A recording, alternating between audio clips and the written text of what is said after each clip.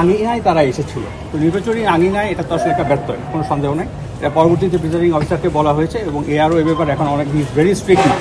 So সেই যেটা করছে এখন বাকি যত প্রিজাইডিং অফিসার ঢাকা 6 আসনের মধ্যে আছে, এভরি ওয়ান ইজ ইনফর্ম এবং নাথিং সাচ সিগনিফিকেন্ট এরকম কোনো কিছু আর হবে না বলে আমরা মনে করছি না। এখন পর্যন্ত আমরা এরকম কিছু মনে করছি না, কারণ এই ব্যাপারটি খুবই সুইফট। আর্মি অন দ্য স্পটে উইদিন 5 মিনিটস আমরা চলে আসছি। পুলিশের টিম আমরা এখানে দেখেছি, আনসার তো আপনারা জানেন এখানে আছে, এবং এছাড়াও যে প্রিজাইডিং অফিসার তার যে টিম সবাই আছে। So it is very secure. এবং এখান থেকে আমাদের যে বললাম যে উইদিন 5 মিনিটস আমরা আসছি এবং এইটা কালকের জন্য একই।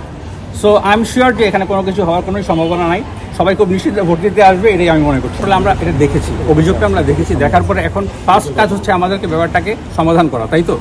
সো এই জিনিস যেন ফার্দার না হয় সেটা হচ্ছে আমাদের স্টপ করাটা সবচেয়ে বেশি। এই পর্যন্ত আমার বলার ছিল। আপনাদের অন্য কিছু বলার থাকলে আমি পরবর্তীতে এটা নিয়ে সূত্রাপুর কমিউনিটি সেন্টারের সামনে কি হয়েছিল এটা কারাদণ্ডের একটা বিষয় বোধহয় ছিল, এই ব্যাপারে আমি অবগত। একজনকে 2 দিনের কারাদণ্ড দেওয়া হয়েছে। আচ্ছা, এটা জুডিশিয়াল ম্যাজিস্ট্রেট, এরকম আমরা শুনেছি একটি দলের ভোট প্রদান এবং তার সাথে কিছু টাকা এর সাথে এরকম একটা ইস্যু আমরা শুনেছি। পরবর্তীতে জুডিশিয়াল ম্যাজিস্ট্রেটের মাধ্যমে এটা 2 দিনের দেওয়া হয়েছে অলরেডি। এটা আমরা এটা পরবর্তীতে আমরা এটা জানাবো। হচ্ছে কি এখন আমাদের জন্য সবচেয়ে ইম্পর্টেন্ট হচ্ছে এই জায়গার সেফটি।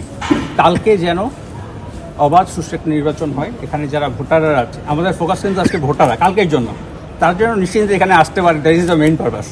সো আমি অতটুকুই বলবো, আমরা এইভাবে কাজ করছি। ইনশাল্লাহ আপনাদের সহায়তা পেলে আমরা ইনশাল্লাহ কালকে খুব সুন্দর একটা নির্বাচন আমরা উপহার দিতে পারবো। ধন্যবাদ।